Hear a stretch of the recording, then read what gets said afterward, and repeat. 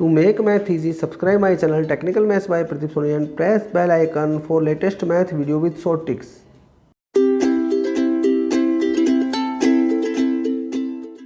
Hello everyone, आप सभी का इस वीडियो में स्वागत है। आज हम इंडेक्स नंबर को अच्छे से समझेंगे इजी मेथड से, ताकि आपके लिए इंडेक्स नंबर कोई समस्या ना हो।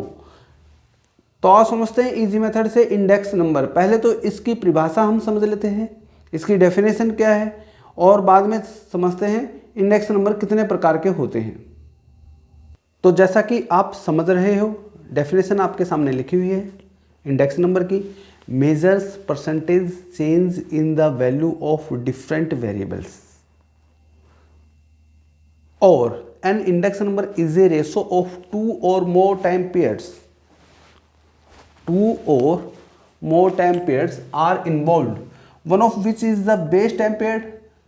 The value at the base time period serve as the standard point of comparison. एक वैल्यू का बेस वैल्यू से कंपैरिजन परसेंटेज में हम इजीली कर सकते हैं इंडेक्स नंबर के द्वारा।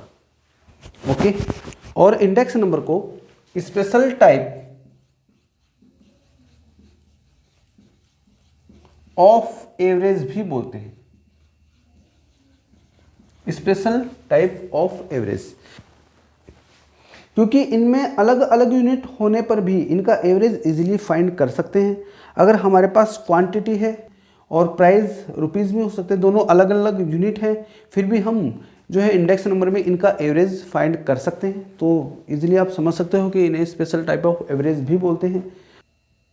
अब समझते हैं कि इंडेक्स नंबर कितने टाइप के होते हैं। पहला है प्राइस इंडेक्स नंबर, जिसको हम इस तरह से रिप्रेजेंट कर सकते हैं P(n/P0 × 100। ये प्राइस से रिलेटेड है। यहाँ पर P0 जो है बेस प्राइस है। क्वांटिटी इंडेक्स हो जाएगा Q(n/Q0 × 100।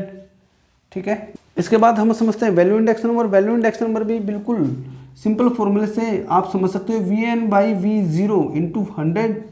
एक पर्टिकुलर वैल्यू का बेस ईयर की वैल्यू से कंपैरिजन हम इजीली कर सकते हैं। और वैल्यू जो बनेगी जब हम किसी प्राइस को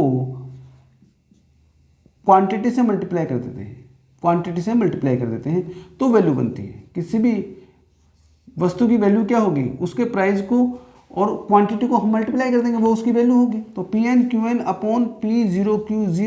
× 100। यहाँ पर P0 बेस ईयर का प्राइस है, Q0 बेस ईयर की क्वांटिटी है, और V0 बेस ईयर की वैल्यू है।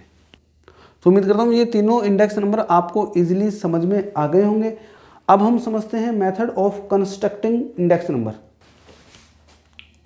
इस तरह से आपको बहुत अच्छे से समझ में आ जाएगा, और हम इसका डिवाइडेशन भी बहुत इजीली और विद एग्जाम्पल कर देंगे। Method of constructing index number, सबसे पहले इसमें समझते हैं अनवेटेड, जिसको हम कह सकते हैं सिंपल, और सेकंड है वेटेड। ठीक है, ये अनवेटेड है, बिल्कुल सिंपल है, और ये हो जाएगा वेटेड। इसके बाद अनवेटेड को भी टू पार्ट में डिवाइड किया गया। फर्स्ट तो है आपका सिंपल एग्रीगेटिव मेथड, और सेकंड है simple average of relative method. ये सेकंड हो गया, ठीक है ना।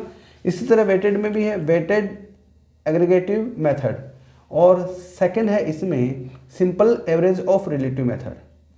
अब हम इन सभी को कंपैरिजन से समझते हैं आपके सामने, फिर इसको अच्छे से मैं आपको एग्जांपल के द्वारा समझाता हूँ। इसके लिए सिंपल फॉर्मूला है, जो भी आपको, मान लो हम प्राइस इंडेक्स के बारे में बात कर रहे हैं, ऐसे ही हम क्वांटिटी इंडेक्स नंबर के बारे में बात कर सकते हैं। अगर हम प्राइस इंडेक्स के बारे में बात करते हैं तो इसका बिल्कुल सिंपल सा फॉर्मूला आएगा, सिग्मा P1 बोल सकता हूँ, सिग्मा P1, और ये हो जाएगा P01। P01 को हम लिख सकते हैं सिग्मा P1 सिग्मा P0। ठीक है, जबकि सिंपल एवरेज ऑफ रिलेटिव में हम क्या करते हैं, आप फॉर्मूले से समझ जाओगे। P1/P0 × 100 की जो पर्टिकुलर वैल्यू आएगी सभी के लिए, उसका सम अपॉन n से हम क्या कर देंगे, डिवाइड कर देंगे।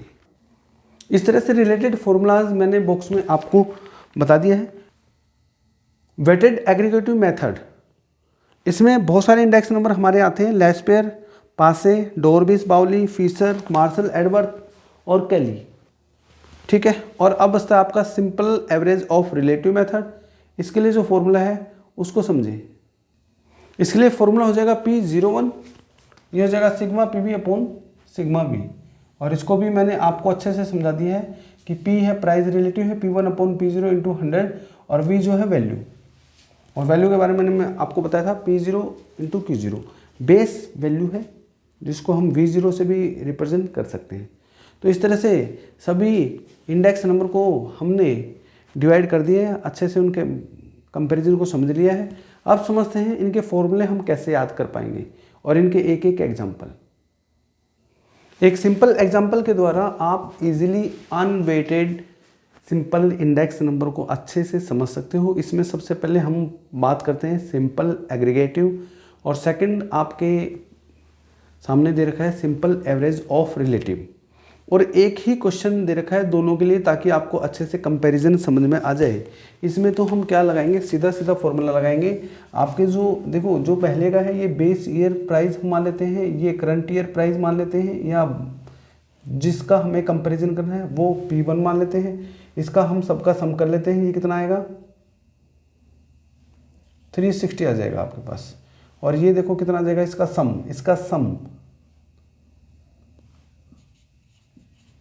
250 आ जाता है, ठीक है ना। अब हमारे पास दो वैल्यू आ जाती है 360 और 250। हम इजीली जो है P01 simple aggregative price index निकाल सकते हैं। P01 विल बी इक्वल हो जाएगा sigma P1 upon sigma P0 into 100।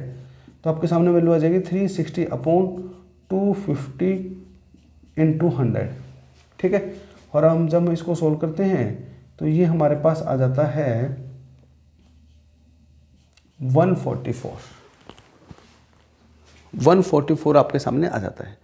और इसमें हम क्या करते हैं, इसमें पर्टिकुलर वैल्यू के लिए हम फॉर्मूला वही लगाएंगे P1 अपॉन P0 इंटू 100 पर पर्टिकुलर वैल्यू के लिए, जैसे 70 अपॉन 40 इंटू 100। ये जो वैल्यू आएगी इसके बाद आ जाएगा 90 अपॉन 50 इंटू 100, फिर आ जाएगा 40 अपॉन 20 इंटू 100, और यह आ जाएगा 70 अपॉन 60 इंटू 100। पर्टिकुलर वैल्यू के लिए जो है हम अलग अलग इंडेक्स नंबर निकालेंगे और इसका हम सम कर देंगे, ठीक है। अब ये देखो कितनी वैल्यू आ जाती है। अगर मैं इन सब को सोल्व करता हूँ तो आप इजीली कैलकुलेट कर सकते हो। इसकी वैल्यू आती है 175, ये वैल्यू हमारे सामने आ जाती है 175। इन सभी को कैलकुलेट करके मैं आपके सामने लिख देता हूँ, आप भी इसको इजीली कैलकुलेट कर सकते हो। तो इस तरह से हमने कैलकुलेट कर लिया अच्छे से। अब हम डायरेक्ट फॉर्मूला लगाते हैं, ये वैल्यू आ जाएगी। इसकी जो सम है 784.16, इसको हम n से डिवाइड कर देते हैं। n का मतलब 1 2 3 4 5 से हम इसको क्या कर देते हैं, डिवाइड कर देते हैं। जो फॉर्मूला हमारा है वो क्या है, देखो आपको अच्छे से पता होगा, सम of P1 upon P0 into 100। ये जो पर्टिकुलर वैल्यू आई उन सभी का सम अपॉन n, तो आ जाएगा 784.16 अपॉन 5। ये आ जाएगा आपके सामने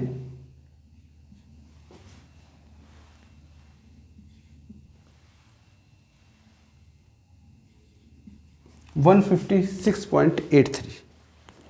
तो इस तरह से आपने इजीली एक ही एग्जाम्पल से दोनों मेथड अच्छे से समझ लिए हैं।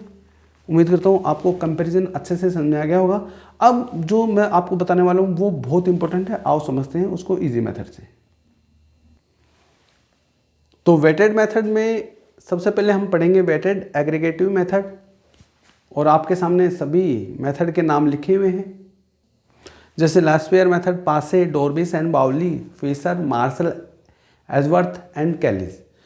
सबसे बड़ी प्रॉब्लम ये है, कन्फ्यूजन ये है कि ये फॉर्मूले याद नहीं होते हैं, और अगर याद भी हो जाते हैं तो हम भूल जाते हैं।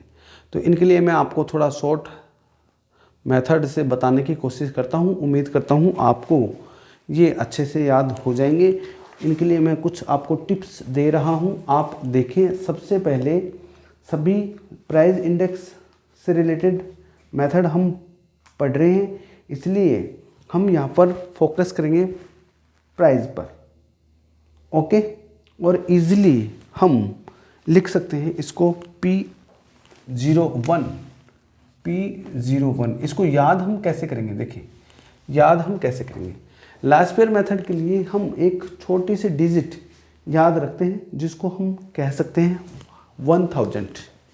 1000 को हम इजीली याद कर सकते हैं। ओके, 1000 को हम इजीली याद कर सकते हैं। और पासे मेथड के लिए हम याद कर सकते हैं 1101 1101 को हम इजीली याद कर सकते हैं। ठीक है, अब इनका हमको यूज कैसे करना है वो देखिए कैसे करना है। देखो, सबसे पहले इसमें आ जाएगा आपके पास sum of P Q upon sum of P Q into 100। Method देखिए आप कैसे याद रखोगे इसको, sum of P Q in the sense, अब 1000 का हम कैसे यूज करेंगे 1000, तो यह आ जाएगा 1000। इस तरह से आप 1000 का यूज करोगे। ठीक है ना, P इंटू क्यू ये तो आपके पास आएगा ही आएगा। तो इस तरह से लास्ट पेयर मेथड के लिए हम इजीली P01 को हम फाइंड कर सकते हैं। यहाँ पर जो है बेस पीरियड जो है उसको 0 से डिनोट किया गया है। ठीक है, 0 से डिनोट किया गया है। इसी तरह हम पासे मेथड को भी इजीली फाइंड कर सकते हैं। इसमें भी हम लिखेंगे P01। देखें फॉर्मूला क्या होगा, ऊपर तो PQ आएगा ही आएगा, नीचे भी PQ आएगा। अब इसको हम कैसे इजी मेथड से लिखेंगे, देखो यहाँ पर 1101 1101 आपको याद रह जाएगा, तो यह आ जाएगा 1101। इस तरह से आप इजीली मेथड को समझ सकते हो और याद भी कर सकते हो। ठीक है, इस तरह से आपने लास्ट पेयर और पासे को अच्छे से समझ लिया। उम्मीद करता हूँ आपको इसमें कन्फ्यूजन नहीं होगा और आप अच्छे से समझ जाएंगे। डॉर्बिस और बाउली मेथड, इन्होंने क्या किया, इन्होंने ये दो थे डॉर्बिस बाउली, तो इन्होंने कुछ अलग किया। इन्होंने कहा कि हम क्यों ना एक ऐसा मेथड बनाते हैं जिसमें हम मिनिमम 2 मेथड को यूज़ में लें, क्योंकि डॉर्बिस और बाउली 2 थे इसलिए इन्होंने 2 मेथड को यूज़ में लिया है। कौन कौन से, इन्होंने लास्ट पेयर और पासे दोनों मेथड का मीन निकाल दिया। तो इसका मतलब डॉर्बिस और बाउली मेथड हमेशा होता है arithmetic mean of last pair और पासे इंडेक्स। ठीक है ना, L प्लस पी को मैं जब 2 से डिवाइड करूंगा तो मेरे पास डॉर्बिस और बाउली मेथड आ जाएगा। तो ये भी आपको अच्छे से याद हो जाएगा। ठीक है, तो फिशर ने क्या किया, इनका प्रोडक्ट निकाला और उसका क्या कर दिया, स्क्वायर रूट कर दिया। ठीक है, तो फिशर ने क्या किया, फिशर ने अपना जो मेथड बनाया उसमें लास्ट पेयर और पासे इंडेक्स को मल्टीप्लाई करके इनका स्क्वायर रूट निकाल दिया। फिशर मेथड जो है ज्योमेट्रिक मीन है लास्ट पेयर और पासे मेथड का, और डॉर्बिस एंड बाउली मेथड जो है वो इनका अर्थमेटिक मीन है। ठीक है, अब समझते हैं मार्शल या एजवर्थ मेथड। इस मेथड में हम बिल्कुल सिंपल कंसेप्ट समझ सकते हैं। इसने क्या किया, इसने लास्ट पेयर और पासे का किस तरह से वैल्यू लिया, देखो आप ध्यान से समझना, आपको याद भी हो जाएगा। इसने क्या किया कि 2 वैल्यू है, एक तो नोमिनेटर में डेनोमिनेटर में। इसने क्या किया, दोनों का नोमिनेटर उसको प्लस कर दिया, P1Q0 को प्लस करेगा सिग्मा ऑफ P1Q1 से, और डिवाइड कर दिया उसके डेनोमिनेटर को डिवाइड में ले लिया, मतलब इनके डेनोमिनेटर का सम डेनोमिनेटर में ले लिया, इनके नोमिनेटर का सम नोमिनेटर में ले लिया। तो यह जगह sigma P0Q0 plus sigma P0Q1 into 100। और उम्मीद करता हूँ आपको ये याद भी हो गया होगा फॉर्मूला, हमको कैसे फॉर्मूले याद रखने हैं। ठीक है,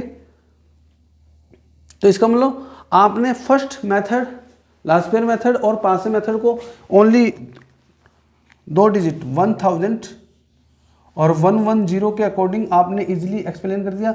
डॉर्बिस बाउली मेथड इनका अर्थमेटिक मीन है, फिशर मेथड इनका ज्योमेट्रिक मीन है, मार्शल एडवर्थ मेथड इनके नोमिनेटर डेनोमिनेटर से रिलेटेड है, नोमिनेटर में इनके नोमिनेटर का सम ले लिया, डेनोमिनेटर में इनके डेनोमिनेटर का सम ले लिया। ठीक है, कैली मेथड थोड़ा सा अलग हटके है। कैली मेथड बिल्कुल सिंपल है, अगर इसको भी आप सिंपल वे में रिप्रेजेंट करना चाहो, ये भी P01 है, ये भी P01 है, ये भी P01 है, ये आ जाएगा sigma P1Q upon sigma P0Q into 100। यहाँ पर जो Q है वो बेस ईयर और करंट ईयर की क्वांटिटी का अर्थमेटिक मीन है, Q0 प्लस Q1/2।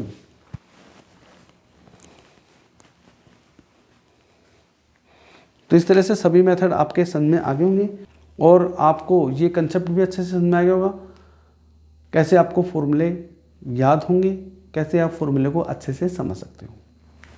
अब हमारे पास बचता है वेटेड एवरेज ऑफ रिलेटिव। ठीक है, इसका बिल्कुल सिंपल सा फॉर्मूला है जो मैं पहले भी आपको एक्सप्लेन कर चुका हूँ। इसको और देखिए,